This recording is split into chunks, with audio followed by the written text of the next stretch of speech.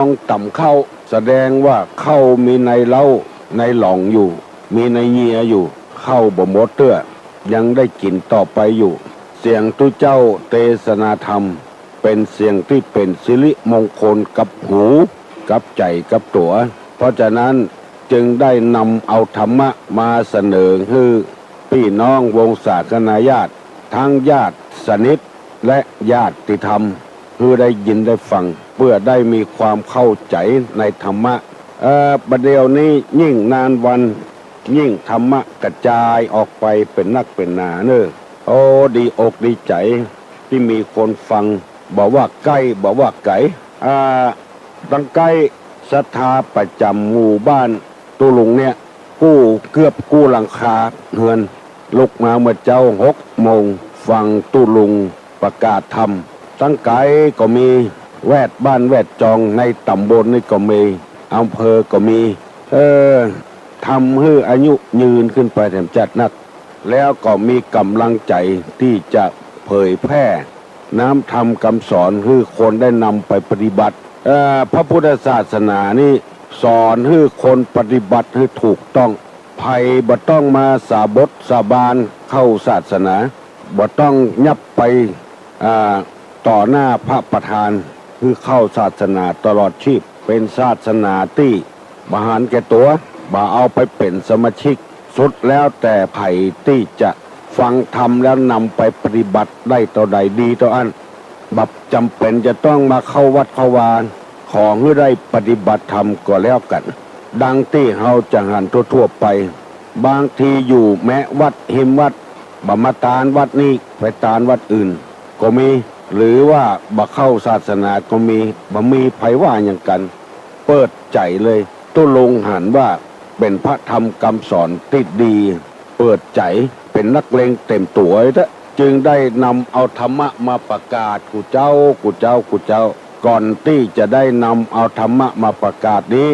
ขอเชิญชวนพี่น้องวงศาคณาญาติลูกหลานเลนทั้งหลายที่ลุกแล้วได้ไหว้พระเจ้าพระธรรมพระสงฆ์ให้ก่อนเนอเพื่อให้เป็นสิริมงคลกับตัวกับครอบครัวกับการเดินทางการทำมาค้าขายธุรกิจหน้าที่ทางราชการบ้านเมืองต่อไปเนอว่าพร้อมกับตุลุงเนออะระหังสัมมาสัมพุทโธภควาพุทธังภควันตังอภิวาเทมิกราบตวากาโตภควตาธัมโมธัมมังนัมมัสสามิกราบสุปฏิปันโนภควโตสาวกสังโฆ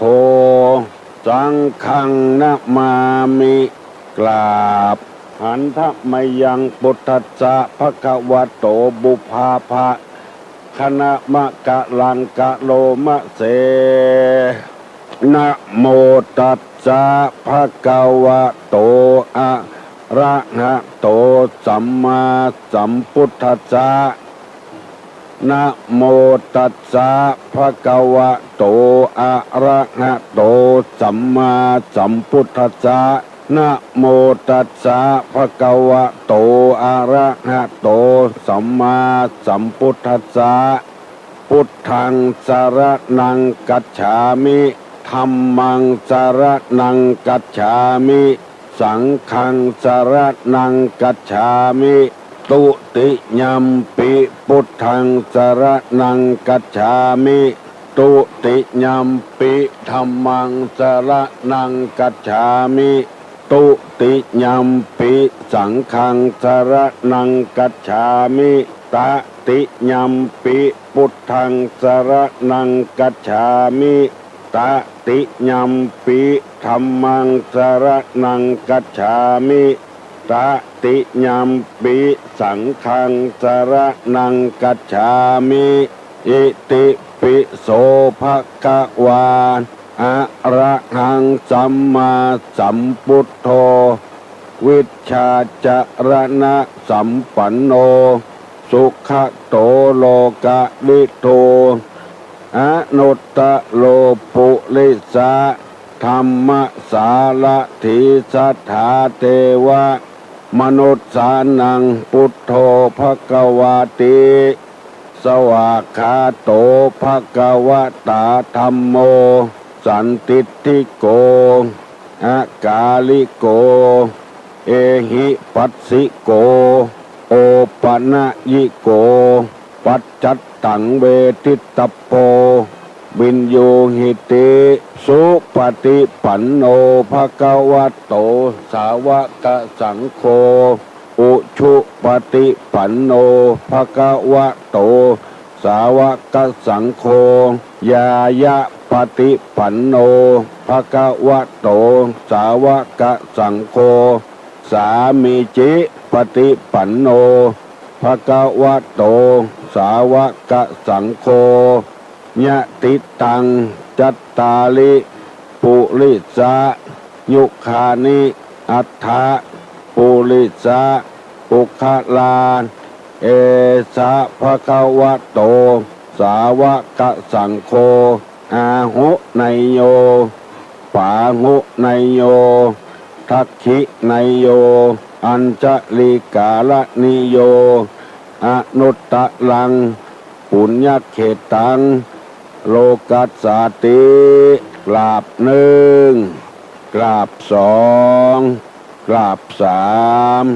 โอ้สบายใจแล้วได้ไหวพระพุทธเจ้าพระธรรมพระสงฆ์พระพุทธเจ้ามีบุญคุณกับมนุษย์โลกมากมายคือคนเฮาได้มีความสุขทางใจทรัพย์สมบัติทางนอกเป็นทรัพย์สมบัติที่คือความสุขแต่เมืองคนบางทีก็เป็นอันตรายกับตัวแม้แต่อยู่ในธนาคารยังมีขโมยโจรจนไปปล้นไปลักเอาก็ได้ในอเมริกาโคตรเป็นอุโมงค์เข้าไปลักเอาเงินแต่ในธนาคารเป็นอันตรายกับตัวเองกับชีวิตจะเป็นไปได้แต่ทรัพย์ภายในนี้บ่เป็นอันตรายอย่างกับตัวยิ่งคนใดมีนักเท่าใดจะเป็นคนดีเท่าอันมีทรัพย์สมบัติเท่าอันเพราะฉะนั้นตุลุงจึงได้นำมาเสนอเพื่อพี่น้องทั้งหลายได้ฟัง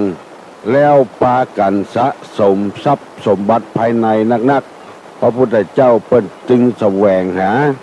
เพื่อหาทรัพย์ภายในเฮือได้นักๆนี่ขอเชิญพี่เชิญน้องทั้งหลายได้ฟังเถอะและจะได้ความรู้โดยได้ประพฤติปฏิบัติตัวโดยคนส่วนมากที่มีปัญหามาถามตุลุงในทางโทรศัพท์คือยังบ่มีทรัพย์สมบัติในตัวเองเตื้อคือเปิ้นทำอันอย่างนี้เฮายังบ่รู้สึกเตื้อแล้วไปมุ่งอย่างเดียวมุ่งที่ว่าทำให้แก่เปิ้นเพื่อจะเรียกร้องสิทธิขึ้นมาเป็นต้นว่าเฮาได้อยู่เฮาได้กินถึงวันนี้ได้อยู่จากไผได้กินจากไผแล้วเฮาบ่ได้คำนึงไปคำนึงที่ว่าเฮาได้ฮื้อตานอันนั้นอันนี้นักหนาปาป้านแล้วมาเจ็บมาป่วยอย่างเงี้ยทรมานสังขารร่างกายอย่างเงี้ยบ่คิดอย่างเดียวคิดแต่กระฮื้อที่เฮาได้มาเฮาบ่ได้คำนึงอันนี้ฮ้องกันว่ายังบ่มีทรัพย์ภายในเตื้อเฮาจะต้องคิดเสียก่อนว่าเฮาได้อยู่ดีกินดีนี่ได้จากไผได้เป็นคู่เป็นคนนี่มาจากไผได้มีความรู้ความฉลาดมาจากไผเฮาบ่ได้คิดแต่ที่ว่าอย่างเดียวแต่น่ะคิดแต่เอาไปให้คนอื่นแล้วหวังผลประโยชน์จะให้เฮาได้มีความสุขบานหวานใจมีลูกมีหลานก็ให้อยู่ถ้อยฟังกรรมมีทรัพย์สมบัติอันใดก็ให้มีร่างกายก็ให้ได้มีความสุขเอาไปคิดอย่างเดียวเพราะฉะนั้นตุลุงจึงเอาธรรมะมาประกาศถึงวันอย่าไปคำนึงถึงความทุกข์ความยากพระพุทธเจ้าเปิ้นสละความทุกข์การบ้านการจองทรัพย์สมบัติภายในราชสมบัตินับว่าพระองค์มีบุญคุณกับคนเป็นตัวอย่างกับคนเป็นอย่างมากวันนี้ตุลุงจะได้นำเอาสุภาษิตคนโบราณเปิ้นว่าไว้ว่ากินหวอมผอมจ้อข้อกินหวอมผอมจ้อข้อคือกินติ๊กกินตึงวันแล้วบ่ตุ้ย อันนี้เรียกว่ากินหวอมหวอมผอมเจ้าข้ออยู่ไปตึงวันมามีเงินมามีทองเพราะอะไรอย่างอันนี้เรียกว่ากินหวอมหวอมผอมเจ้าข้ออยู่เป็นวันแร่งวันก็แร่งมีหนี้มีสินนักขึ้นอันนี้หมายความว่าคนอยู่ไปตึงวันเซาะหนี้เซาะสินมาใส่ตัวไปดาวรถเปิ้นมาแล้วเอารถที่ดาวเปิ้นมาน่ะมาขี่น่ะเอาไป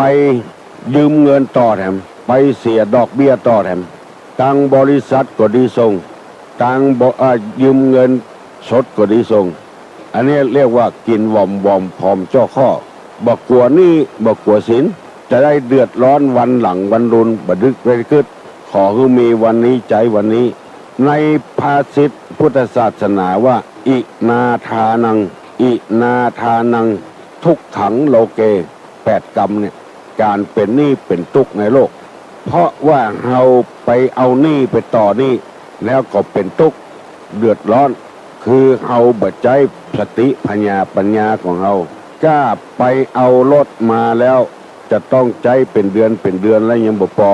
เอารถไปการันตีเอารถไปจำนำต่อแถมต้องเสี่ยงคือเปิ้นแถม2 อัน 3 อันเงินเดือนก็น้อย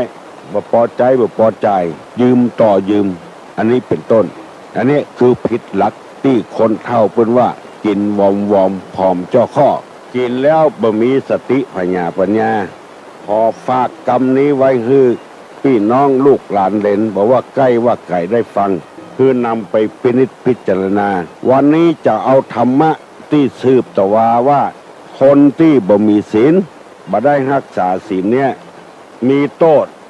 1เสื่อมจากภพทรัพย์2เสียชื่อเสียง3บ่อาจบ่มีองค์อาจกล้าหาญในที่สังคม4หลงตายคือก่อนจะตายนั้นมันมีสติสลมห้องเหมือนงัวเหมือนควายห้องคือเขาเอาผ้ามาจุบน้ำมาลูบหัวเพราะว่าในเมืองคนนั้นบ่มีศีลเอาไก่ไปโจรกันเปิ้นโจรการก็ด่าเปิ้นบางคนกกคอไก่ก็เคยมีอันนี้เรียกว่าหลงตายยังบ่มีสติ5ตายไปตายไปแล้วถึงอบายทุกขติมีนรกเป็นต้นอันนี้เป็นกรรมที่เสนอไปเมื่อตะวาแล้วตังวิเวกเป็นตอบถูกต้องกูข้อวันนี้จะเอากรรมที่ว่าอานิสงส์ผู้มีศีลสมบูรณ์แค่ศีล5นี่บ่ได้นะศีล8ศีล10ศีล227ของทุเจ้า311ข้อของภิกษุณีถ้าไผถือได้อย่างสมบูรณ์นั้นจะมีอานิสงส์1ประสบโภคทรัพย์เป็นอันมากมีเข้าของเงินคำนัก2มีชื่อเสียงฟุ้งกระจรตลอดไป3องค์อาจกล้าหาญบสะทกสถานในการเข้าสังคม4บ่หลงตายคือตายยังมีสติ5ตายไปแล้วเข้าสู่สุคติโลกสวรรค์จำไว้เนอะคนที่มีศีลจะเป็นคนอย่างนี้1ประกอบไปด้วยโภคสมบัติเป็นอันมากเรียกว่าประสบโชคทรัพย์สมบัติเป็นอันมาก2มีชื่อเสียงฟุ้งขจร3องค์อาจกล้าหาญบสะทกสถานเมื่อเข้าสังคม4บ่หลงตายคือเมื่อตายอย่างมีสติ5ตายเข้าไปสู่กติโลกสวรรค์ตุลุงจะได้ขอเมตตาเวลาอธิบายให้พี่น้องทั้งหลายฟังเอากันง่ายๆว่าคนที่มีศีลน่ะจะมีโภคสมบัติอย่างใดเป็นคนร่ำคนรวยมีเงินมีทองคนที่มีศีลนี่นะเอาง่ายๆอย่างสมัยโบราณเมื่อเฮายังบ่เกิดกันเตื้อนี่ครูบาศรีวิจัยเป็นลูกของเจ้าให้เจ้านาวันที่ครูบาศรีวิจัยนะเกิดงัวควายเข้าแหล่งหมดเมื่อเจ้าก่อนงายมืดฟ้าบดฝนตกฟ้าห้องงัวควายก็นึกว่าค่ำแล้วอันนี้เป็นสัญลักษณ์ของครูบาศรีวิจัยพอเกิดมาประกอบด้วยศีลธรรมกรรมฐานหนทางขึ้นดอยสุเทพสตางค์บาทเดียวก็บ่มี เป็นจะได้ว่าคนถึงไปจ้วยใครได้สาคนก็เอามาตานใครได้อิปิกจอบพุทธมาเห็นก็คนเอามาตานเพราะครูบามีศีลสมบูรณ์ใครได้อันใดก็หลั่งไหลมาปัจจุบันนี้ตุเจ้าที่มีศีลโภคสมบัติไหลมาซื้อที่ดินออกแปลงวัดแปลงวาดูตั้งกินดูตั้งตานตุลุงไปห่วมเปิ้นทำบุญกันที่วัดหลวงปู่ล่าแปลงวัดแปลงวาเจริญรุ่งเรืองขึ้นมาคนที่มีสินค้าโอท็อปเอาไปขายคนต่างจังหวัดต่างประเทศมาขายครัวได้อาศัยบารมีของหลวงปู่ล่ามีเงินงบประมาณตั้งมูลนิธิไว้ฮือวัดฮือวาครูบาน้อยวัดดอนมูลสระปีตุหลวงไปร่วมซื้อที่ตะวันตกวัดออกแถมเอาไว้จอดรถจอดรางเวลามีการมีงานที่ไปร่วมเพราะว่าครูบาท่านเหล่านี้เป็นคนมีศีลมีธรรมหลวงพ่อท่านเจ้าคุณราชวัดดอยสุเทพบา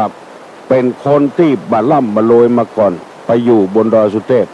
ศึกษาเล่าเรียนจนได้ประโยค7ตอนหลังมาได้เป็นเจ้าวาดบนดอยสุเทพมามีอาชีพอย่างศึกษาเล่าเรียนพระธรรมวินัยปฏิบัติในศีลในธรรมเจ้ามาก็ทำวัดเข้ามาก็ทำวัดแจ้งมาก็ใส่บาตรฮื้อตุเจ้าในวัดถึงวันโภคสมบัติไหลมาคนขึ้นดอยสุเทพบักรักษาไว้บักเก็บไว้แปลงลิบฮื้อคนหูหนวกตาบอดคนพิกลพิการได้ขึ้นไปไหว้ธาตุเฮาบ่ใจไปทับถมครูบาอาจารย์เก่าๆบ่ใจคือคนที่มีศีลจะมีโภคสมบัติอย่างเงี้ยเอาสร้างให้คนได้ไปไหว้ธาตุวัดต่างๆที่มันเหือมันห้างเป็น200-300 ปีมาเก็บเอาขึ้นมาเป็นวัดแต่ว่าวันซืนนี้ก็สร้างแถมละที่ตังประตูเชียงใหม่พุ่นวัดยังกวงอันนี้ก็คือคนที่มีศีลปาคือคนไปไหว้ดอยสุเทพวันวิสาขบูชาตุเจ้าพนาอยู่กับวัดกวาแปลงวัดแปลงวาเจริญรุ่งเรืองอันนี้เรียกว่ามีโภคสมบัติมากขอให้ตั้งใจถือศีลถือธรรมไว้เถอะมันถึงไหลมาคนเดียวมันอันนี้เขาจะหันตัวอย่างอุบาทต่างๆที่เกิดขึ้นมาในจังหวัดเชียงใหม่ในภาคเหนือนี่ครูบาดวงดีสันปะตองโจมอยู่ในปุนคนก็บุญไปทำบุญทำทานอันนี้เรียกว่าคนมีทรัพย์สมบัติอันนี้ส่งผู้มีศีลสมบูรณ์จะต้องเป็นคนมีโภคสมบัติ2มาต้องประกาศอันยังให้ไผ่ฟังชื่อเสียงฟุ้งกระจรไปทั่วบ้านทั่วเมืองคนก็บุญไปหามีชื่อมีเสียงฟุ้งกระจรกลิ่นหอมอยู่ที่ไหนคนก็ไปทำบุญทำทานที่นั่น3องค์อาจกล้าหาญประสะทกสะท้านในเวลาเข้าสังคมบ่กลัวภัยตำหนิติเตียนบ่กลัวภัยว่าผู้ที่บ่มีศีลบริบูรณ์นี่ก็ยังมีอยู่สะทกสะท้านอยู่กลัวต่อคำคารหานินทาอยู่ผู้ที่มีศีลบริบูรณ์บ่กลัวภัย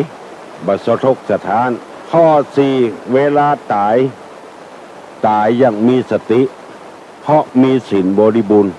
คนตายยังบ่มีสตินั่นก็คือเมาเหล้าเมายาเอารถไปจนนั่นจนนี่อันนั้นเรียกว่าบ่มีสติบ่รู้ตัวว่าจะไปตายและสำหรับคนที่อยู่ดีๆและคนเปิ้นมาจนอันนั้นก็เป็นแต่บุพกรรมที่ตนเองได้สร้างมาอันนั้นเฮาบ่นับคนในที่นี้แล้วข้อที่5ตายไปแล้วไปสู่สุคติโลกสวรรค์คือหมายความว่ามีสติตั้งใจจะไปที่ไหนก็ไปที่นั่นคนที่มีสติคนที่บ่มีสตินี่มันจะบ่ถึงตั้งใจจะกลับบ้านแต่เมาเหล้าไปถึงกลางรถจนกันเหียบ่ถึงบ้านสักคำคนที่มีศีลมีธรรมนี่จะมีสติจะไปถึงที่ถึงทางตุลุงได้นำกรรมนี้มาเสนอเพื่อพี่น้องทั้งหลายได้รับทราบว่าพระพุทธศาสนาเพิ่นสอนกันจะ บ่ใจจักจุงให้มัวเมาลุ่มหลงอย่างใดอย่างหนึ่งบ่ต้องเอามาสะบดสะบานบ่ต้องอันอย่างสักอย่างสุดแล้วแต่หาจะที่ฐานเอาคนเดียวบ่ต้องไผ่มีไผ่แนะนำเพื่อฟังอย่างเงี้ยตุเจ้าพนายเปิ้นนำมาเสนอถ้าไปคิดผิดมันก็ผิดไปแล้วมันเป็นเรื่องสอนที่จิตใจในหลวงเปิ้นเคยมีพระบรมมาบรมอย่างมีคำสอนในวิทยุเปิ้นว่าคนเฮานี้เริ่มที่ใจยุติที่ใจถ้าใจเริ่มทางที่บดีก็เป็นบาปไปเกิงละถ้าใจเริ่มทางที่ดีก็เป็นบุญไปเกิงละจึงมีพระบรมโอวาทว่ากระดุมที่ใส่เสื้อใส่ผ้าเนี่ยกระดุมก็บ้านเฮาบัดตอมกระดุมเม็ดใดถ้าเม็ดแรกที่ติดผิดละเม็ดต่อไปก็ใส่ผิดไปกูเม็ดถ้าเม็ดแรกนี่ใส่ถูกเม็ดต่อไปก็ถูกกูเม็ดอันนี้จะหันได้ชัดเจนว่าใส่บัดตอมใส่แกนแรกถูกแล้วแกนต่อไปก็ถูกหมดครบ5แกน6แกน10แกนถ้าแกนใดแกนหนึ่งไปแป๊ดไปเหียกเอาแกนบนไปใส่แกนลุ่มต่อไปก็ลุ่มไปติ๊กจนหมดตินเสื้อบัดเต้ากันซะเตื้อคิดผิดก็ผิดไปแล้วไปกึ่งแล้วอันนี้ตุลงนำมาเสนอให้พี่น้องทั้งหลายได้รับทราบย้ำกันอย่างเงี้ยก็ให้ปากันได้ปฏิบัติตามศีลพ้องถ้ามีศีลแล้วปัญหาต่างๆที่วุ่นวายกันปนจี้ฆ่าฟันบั่นแตงกันลู่ทรัพย์สมบัติกันลู่เอาแผ่นดินกันมันจะบ่มีละพ่อเขาจะหูตันว่าแผ่นดินเนี่ยบัดใจป่อเขาแปลงแม่เขาแปลงมันเกิดมาแต่ก่อนป่อก่อนแม่เขาแล้วเขาจะไปแย่งไปลักเอาไปยังหยังไปลู่ไปหยังอยู่บดานี่ม่วนมันจะตายมีศีลมีธรรมเนี่ยมันจะเกิดขึ้นมาบ่ต้องไปลบไปลี้หมู่นี้เป็นต้นอันนี้เป็นคำสอนในทางพระพุทธศาสนาตะกี้ตุลุงนำเสนอว่าคุณธรรมของผู้มีศีลบริบูรณ์นั้น5ข้อมีอย่างพ้องประเดี๋ยวนี้จะตั้งคำถามแล้วเนอะถามว่าคนที่มีศีลสมบูรณ์นั้นประกอบด้วยคุณธรรม5อย่างมีอย่างพ้องใครตอบได้ตอบตุลุงมาเนอะ121058ข้อ1ว่าจะใดข้อ2ว่าจะใดไผ่ตอบได้ลองตอบตุลุงมาหรอพญาหม้อแต้วเฮ้ยฮัลโหลนมัสการเจ้าเจ้าข้อ1คือประสบโภคทรัพย์อันสมบูรณ์เจ้าโอ้เก่งเอ้ยแล้วข้อ2ก็มีชื่อเสียงกระจรกระจายไปไกลนั่นเก่งแล้วก็ข้อ3นี่องค์อาจกล้าหาญมาสะทกสถานเวลาเข้าสังคมโอ้เก่งแต่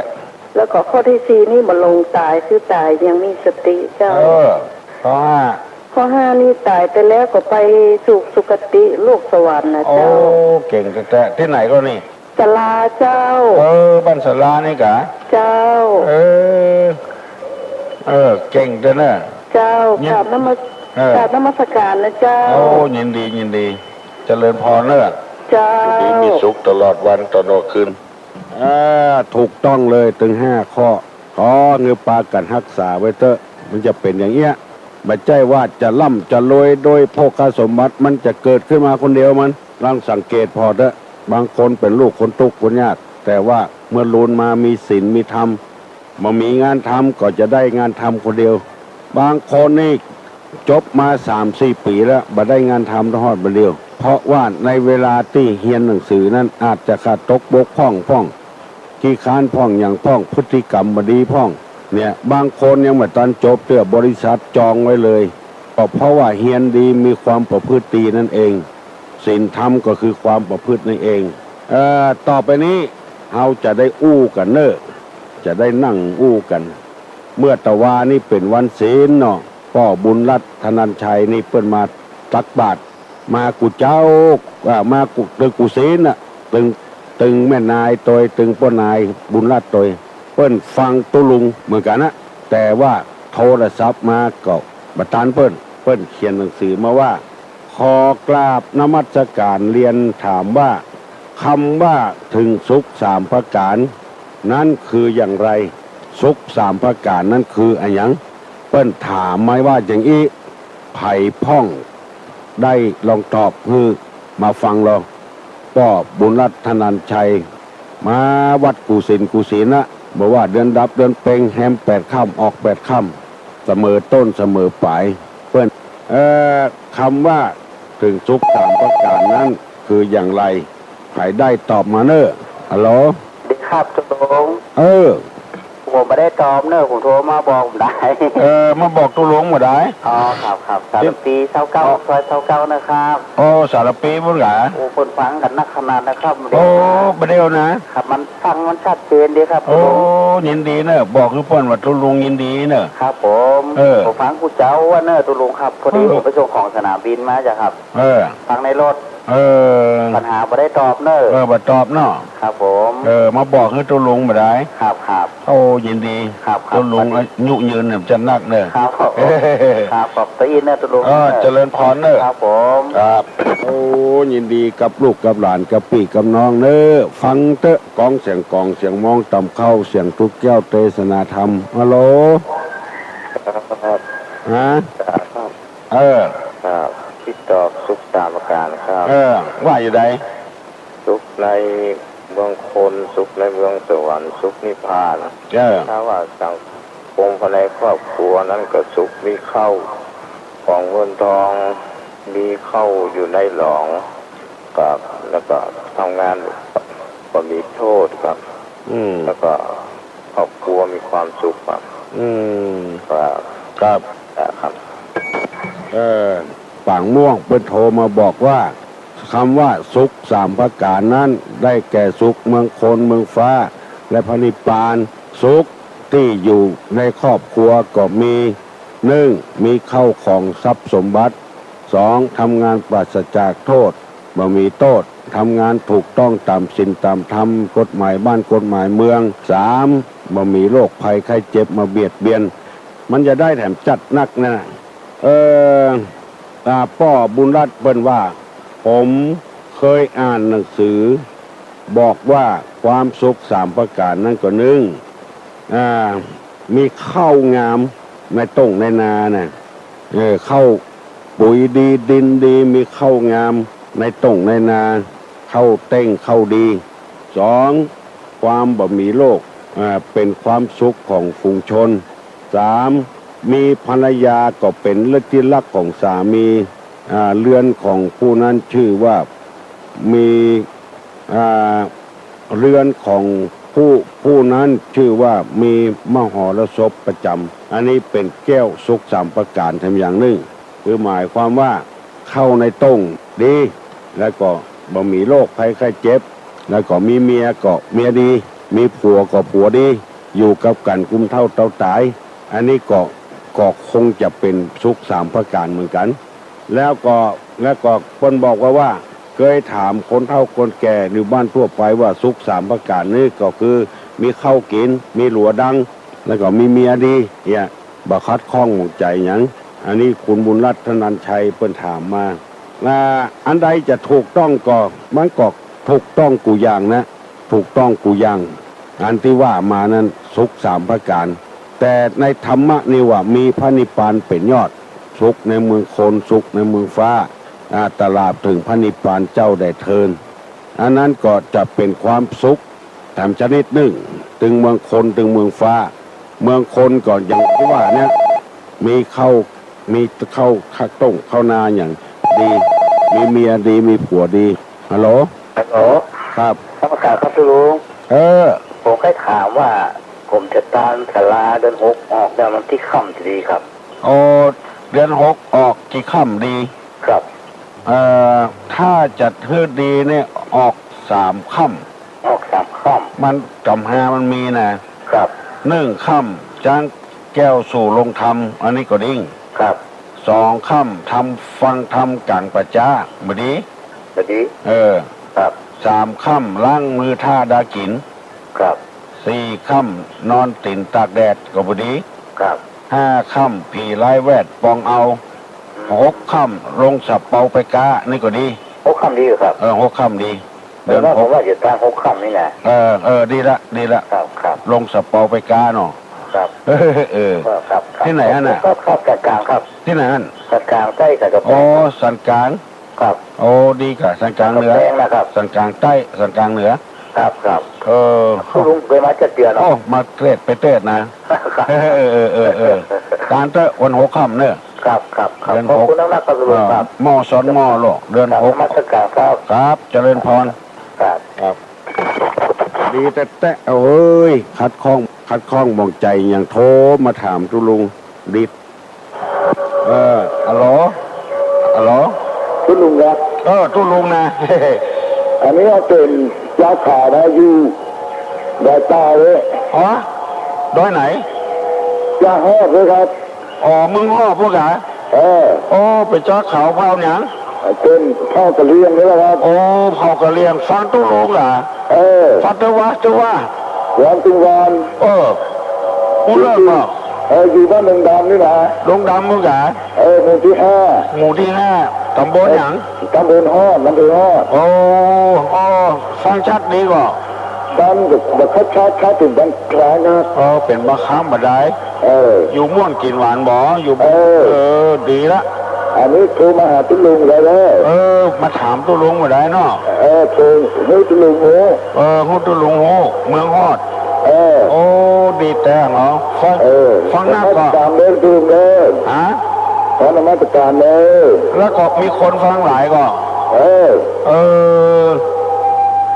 ดีเนอะอยู่ดีมีสุขเนอะถือศาสนาพุทธกะถือศาสนาพุทธมีวัดก่อมีทุเจ้ามีก่อทุเจ้าก็มีครับทุเจ้าก็มีมาขอวัดโสดากะแล้วการตุลุงทุกเจ้าการตุลุงทุกเจ้าแล้วครับดียินดีตัวเนอะบุญรักษาเนอะกระเลียงเนาะยินดีเนอะครับเมืองฮอดปุ่นเป็นชนเผ่าเก่ากะเลียงแต่ว่าเป็นเชื้อชาติกะเลียงแต่เป็นคนไทยเป็นปกัญญอปกัญญอนี่ทำบุญทำทานนี่ครูบาจะแตะเฮ้ยเมื่อครูบาศรีวิจัยมีก็แวกหน้าแวกหลังฮัลโหลผมที่ไหนไวสาทุพี่ผมทำแล้วผมท่านอ่านบุจูเนาะครับผมตะกี้ที่อีพ่อมันถามมาสุข3 ประการนั่นนะคนเฮานี่มันก็จะเข้าใจกันไปได้หลายอย่างเนาะหลายอย่างเนาะอย่างทุกว่านะใครตอบมาก็ถูกละคำนี้ที่มันจะให้มันสุข3 ประการแต่นั่นก็ว่าเพิ่งก็ถึงบอกอยู่ไหนอันโมละต่างคนต่างตอบมาถูกพุทธะสุขเพราะมีข้าวกินสุขมีเพาะแผ่นดินไว้อยู่สุขเพราะมีกู้นอนนำมันก็อยู่ตัวกันนะครับบ่พิษกันบ่เถียงกันเนาะบ่พิษกันบ่เถียงมีการนอนบ่ได้ก็แบบดีเนาะคือเข้าใจกันเนาะเอาใจกันเอาใจเปิ้นมาใส่ใจตัวเนาะตัวนี้ล่ะเอาใจเปิ้นมาใส่ใจตัวเกาพ้องถ้าเอาใจเอาไปใส่ใจเปิ้นนะก็จะเป็นอคติไปละแม่นเนาะมันจะมามีความสุขละเปิ้นมาตามใจเขาเนาะต้องเอาใจเอาไปใส่ใจกินเหล้าเมาเหล้าอย่ากัดเขี้ยวงัดงามานอนเพื่อนเนาะบ่เอาใจเปิ้นมาใส่ใจตัวได้ลองไม่ยิงเนี่ยอย่างนี้เขาก็จะทีบเปิ้นนู่นน่ะเนาะได้นะบ่มีความสุขเนาะถูกแต่ว่าหนังเลยแต่ว่าเดี๋ยวนี้หมู่เชียงยืนนี่ฟังบ้านเชียงยืนน่ะเดี๋ยวมือฮอดเพิ่นเดียวนะก็น่ากะเจ้าเขาเจ้าด้อยก็ฟังก็วันนั้นไปอันลำปางไปลำปางก็หมู่ลำปางมันก็ถามก็ได้อันทุกพี่ไปเทศอยู่ก็ไปมาได้แล้วเนอะบอกกับเปิ้นแล้วเนอะบอกเอาบุญเด้อวันเดียวนี้ไปจัดไข่ไปอ่ะหน่อยไปที่ไหนไม่ใจไข่ไปโมแต่ร่างกายว่าไข่ไปมาได้ขนาดเราไปต่ำในเชียงใหม่นั่นน่ะแม่นอก็ศรัทธาก็ยังบอกไข่คือไปละเนาะก็ก็ได้ก็พ่อเปิดมานิมนต์แล้วก็ขอไปก็มันจะไปเทศอย่างตะกอนละไปบอกคือแนะนำคนนิดๆหน่อยๆแต่ จะมาเอาอย่างเมื่อก่อนโอ้ไม่ได้ละโอ้ไปตัวกันนั่นไวบ่ฮื้อเนาะหมู่เจียงยืนหมู่พี่บุญนาคพี่คำแปงเนาะโอ้พี่บุญนาคพี่คำแปงคนที่บรรยูนี่น่ะในบ้านอุ่นอาลีนี่ก็โอ้กันจัดหลายอุ่นอาลีครับครับโอ้ตุลุงบอกเป็นบุญเป็นกุศลที่เขาได้ยินได้ฟังว่าเหมือนมาตะกอนเขาบัดได้ยินกันสักเตือแม่นเนาะเพราะว่าสถานีวิทยุก็ต้องไปเจ้าคนออกเจ้าคนออกอันนี้สบายอันนี้สบายแต่กันเนี่ยเป็นบุญเป็นกุศลกับศรัทธาประชาชนเขาถึงยกมือไหว้น่ะไปที่ไหนเขาก็ไปหาโอปนานเนี่ยการปนานจูปนานจูขอช่วยบอกให้ทุกอันลุงทองตัวเนื้อทุกเจ้าจกกันน่ะทุกเจ้าจกนี่สบายใจว่ะตื่นยังมาตื่นจากที่นอนเนี่ยเพิ่นก็ปลุกเขาลูกละลูกเนื้อน่ะเพิ่นก็ว่าเพิ่นยังมาดีใจหรอกนะโอ้เป็นบุญเนาะโอ้ถ้าถึงจะนอนเนี่ยก็เป็นอย่างก็ยกมือไหว้เนาะถ้าตุลุงบนห้องแล้วก็ยกมือไหว้อันนั้นก็ถ้าเพิ่นไหว้พระก็ถ้าลุกยากลงไปก็ไหว้ตัวอันเด้อว่าตัวมันเป็นหยังเพราะมันอยู่ที่ใจความสุขสามประการก็อยู่ที่นี่แท้มั้งก็สุขอย่างนี้การก่อกายสุขใจก่อตัวเด้อทุกสามประการเนี่ยมันถึงคนตั้งอกตั้งใจแล้วถึงได้หมดละต้องสุขสามประการนะครับเนาะมาตั้งใจมันมีศีลมันมีทำไปสุขได้สามประการมันมาได้แล้วมาได้เนาะกลับมาได้ครับนี่ก็อยากจะตอบปัญหาทุลุงกันแต่แกบอกว่านันจูมันต้องตอบแล้วมันต้องตอบเนาะเดี๋ยวกับเขาว่ามันเป็นนานโลอย่าเป็นนานตอบอย่าได้มันก็ถึงเขาถึงว่าเนาะเจ้าครับมาบอกกันตุลุงดีอกดีใจดีอกดีใจนะขอคือตุลุงได้อยู่สุขสบายก็กันเจริญพรเนาะเจริญพรสุขสบายเจริญพรวันนั้นลูกสาวก็ไปหาหรอกแม่น่ะครับตอนว่างๆจะได้เข้าไปหาแต่เห็นจะมาที่ผู้สูงอายุอยู่ฮั่นแล้วหรอกบอกครับดีแต่ครับไอ้น้องโชคดีเนอะครับดีเนอะปนานจูอดสามาบอกถูกต้องแล้วบัดเดียวนี้เอาแถมพ่อบุญรัตน์นะเพิ่นอดสาอายุเพิ่นก็นักละเข้าเกือบ80แล้วนะเพิ่นว่าอย่างอีสุนี่แปลว่าดีนะสุละนี่ข้อหนึ่งแปลว่านักรบผู้กล้าหาญสุระแถมอันหนึ่งเรียกว่าเทวดามีข้าวติบน้ำติบกินสุรานี่แปลว่าเหล้าแต่ใครหูว่าสุไรนี่แปลว่าอะไรหยังใครตอบได้ลองตอบคือตุลุงนี่เถอะตอบถึงพระรัตน์โดยสุนี่แปลว่าความดีสุจิตตาแปลว่าคนมีใจดีสุวิชานี่แปลไม่วิชาดีนี่แปลว่ากล้าหาญแปลว่าเทวดาสุราแปลว่าเหล้าสุไรนี่แปลว่าหยังใครได้ลองตอบมาลงฮัลโหลทุกคนครับเจริญพรตอบปัญหาครับตอบปัญหาพระรัตน์ในนอกครับสุไรเนี่ยครับไรรู้ครับไปดูที่หูที่ไหนมาพี่เนาะค่ะเขาลุงพี่เอาหายบอกโชว์ลูกที่ไหนมาเจ้าลังโกนี่ครับใกล้ๆเลยครับกินหม้อก็แต่สุไรแปลว่าไซรู้เอาดักป่ามาได้เนาะโกนหัวเนาะโอ้เก่งเลยอนุโมทนาเนอะ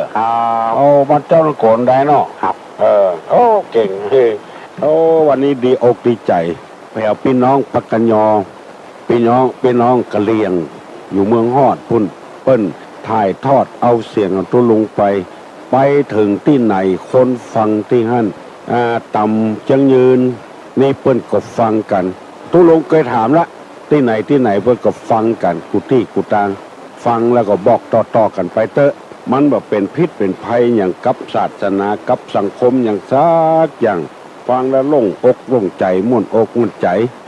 สุไรแปลว่าไซรู้โอ้ถูกต้องแต่เมื่อตะว่าถามแล้วบ่มีไผตอบสักคนว่าตาอะไรอยู่ต่ำที่สุดตาต่ำที่เขาว่านะ ตาอย่างอ้อไผได้ตอบมาเนอะตาอย่างอยู่ต่ำเลยเปิ้นที่เขาว่าคนมองในแง่ร้ายอ่ะมองคนในแง่ร้ายคือคนตาต่ำตาอย่างอ้อฮัลโหลนักตาเจ้าตุ้มโอ้มาแล้วเฮ้ยน้องพิษสมัยตาตุ้ม บ้านเฮาว่าตาอย่างคนไทยว่าตาตุ่มบ้านเฮาว่าตาอย่างเพราะว่าภาษากำเมืองภาษากำเมืองน้องโมโหกันนะโอ้โหกะวันนึกว่าตลุลองซ้อมพอแล้วตั้งลงบ่เปิดเป็นผงโปโคกะตายเนี่ยซ้อมตั้งแต่องค์ติ่งขึ้นมาตายเนี่ยฮะเดี๋ยวตั้งซอกก็ว่าตาซอกตั้งร่มตายเนี่ยตาติ๋งนั่นคนที่มองคนในแง่ร้ายน่ะอันนี้เป็นว่าตาต่ำตาติ๋นตาตุ่มเป็นคนดีแท้ๆไปว่าเป็นคนบดีอย่างอันเนี้ยมองคนในแง่ร้ายความดีที่ทำมาบ่พอแล้วก็ไปพอตังที่บดีบุญอันเนี้ยห้องแบบฮะมีเปละมีธรรมะเป็นธรรมะนะนายกเนี่ยอย่างพ่องบ่พอนั่นหันละอู้ถึงเรื่องนายกถ้าไผ่รู้สึกว่าอยากจะสนับสนุนนายกก็ไปที่1212แล้วตามด้วยหมายเลข9เจ้าน้องสนับสนุนไปละ1เสียงจากเชียงใหม่โทรไปแต่วันก่อนน้องไปเอาบ้านพิจารณาวันติดไปบันขำเลยเข้าบ้านเจนาเจ้าเนี่ยกินลำได้เจ้าแกงยังอู้ถึงตุ้ลุงอยู่ว่าอยากให้ตุ้ลุงไปแอวที่หันก็ไปเจอปี3 คน1ก็วันนี้ก็ใจดี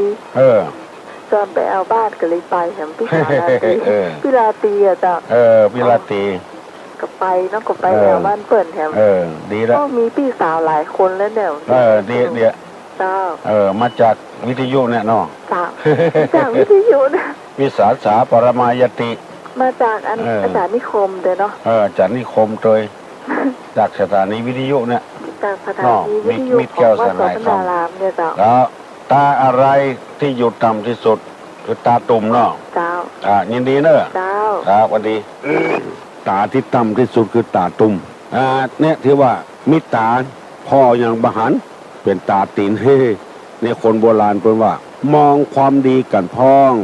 จะไปพอความชั่วอย่างเดียวความดีเปิ้นทำไว้ก็ยังมีอยู่เปรอะเปเตอเมื่อเฮามองหาความดีคนอื่นแล้ว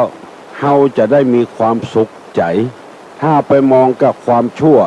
เฮาจะบ่มีความสุขใจมันจะเกลียดจะชังกันตลอดเวลาเกิดความทุกข์อกทุกข์ใจขึ้นไปพอตุเจ้าเปิ้นเฝ้าวัดเฝ้าพัดพุทธรูปเฝ้าถ้วยเฝ้าจอนเฮาบ่ได้พอ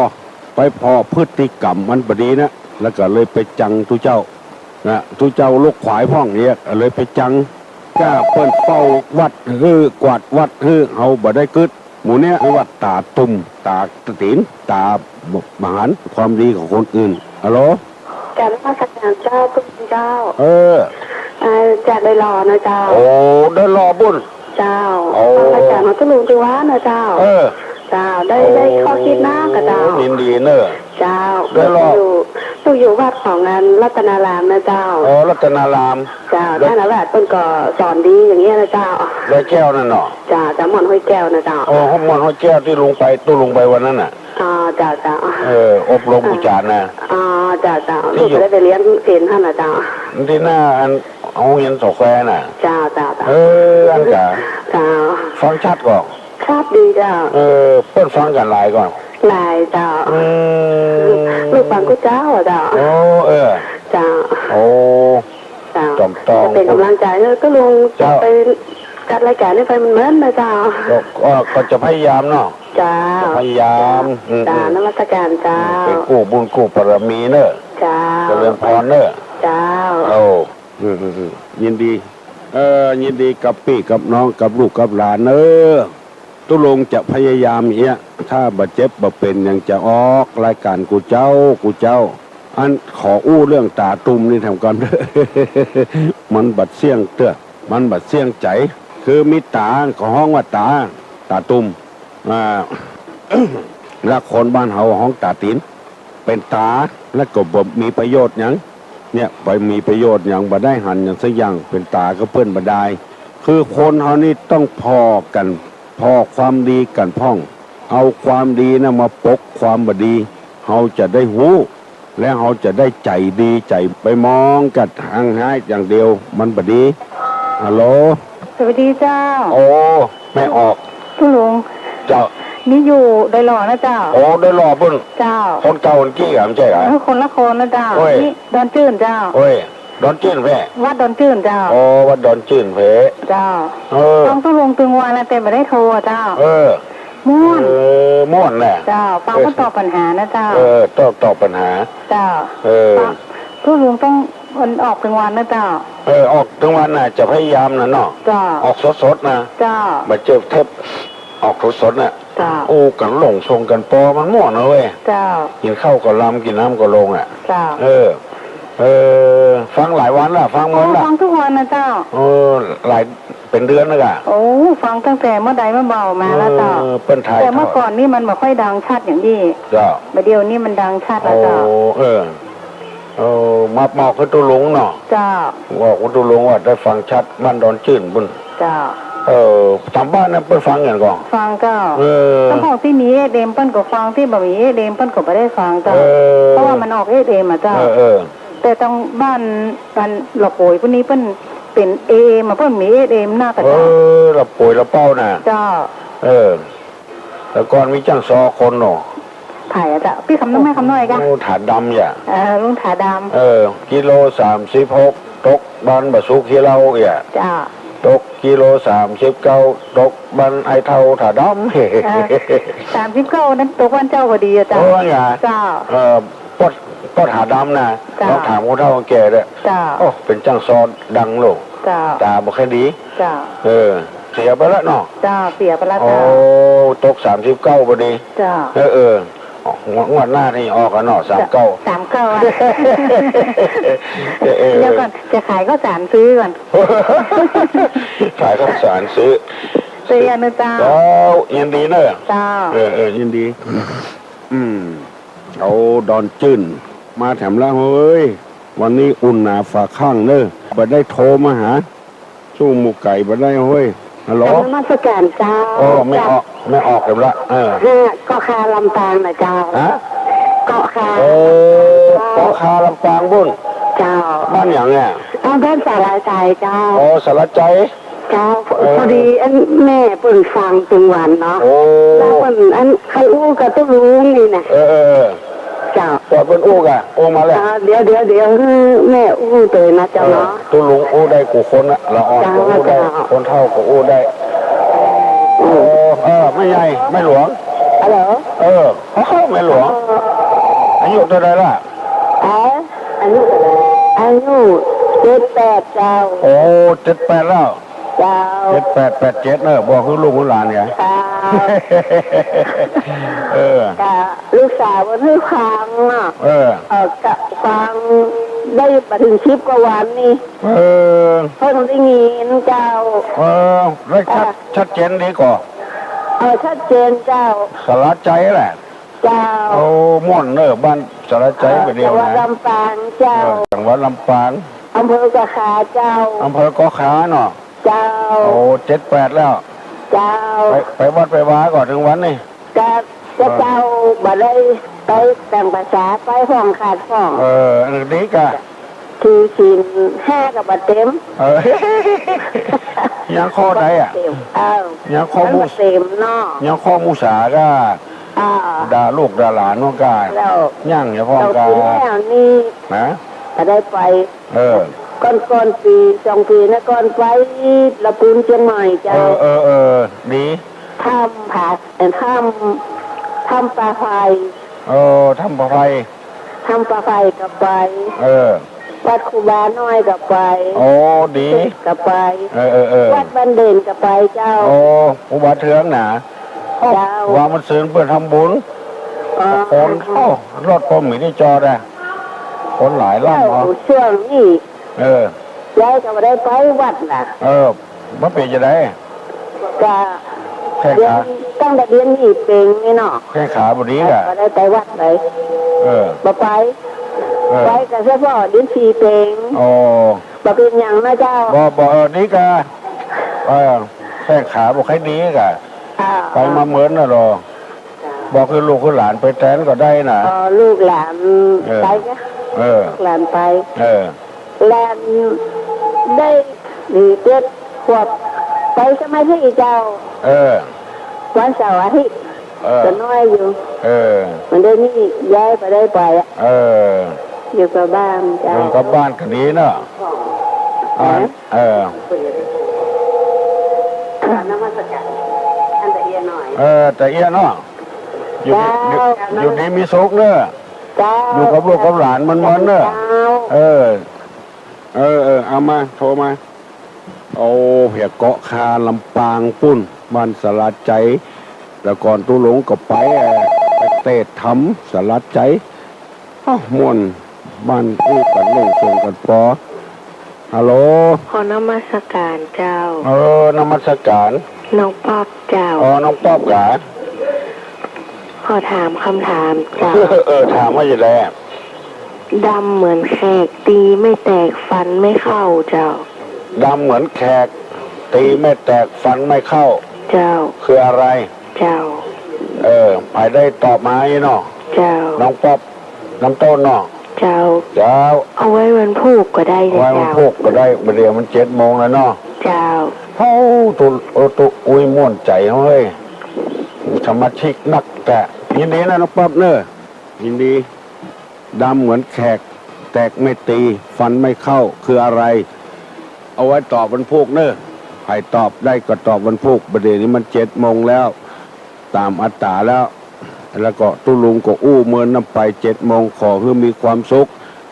กายสบายใจหิมาก้าขึ้นมีโจกมีลาบกุคนสัพปีติโยวิวัจจันตุสัพพะโรโควินัสสตุมาเตภวะตวนตลาโยสุขีติคายุโกภวะอภิวาธนาสีริสนิจังวุธาปจายิโนจัตตาโลธรรมาวัฏันติอายุวันโนสุขังพลัง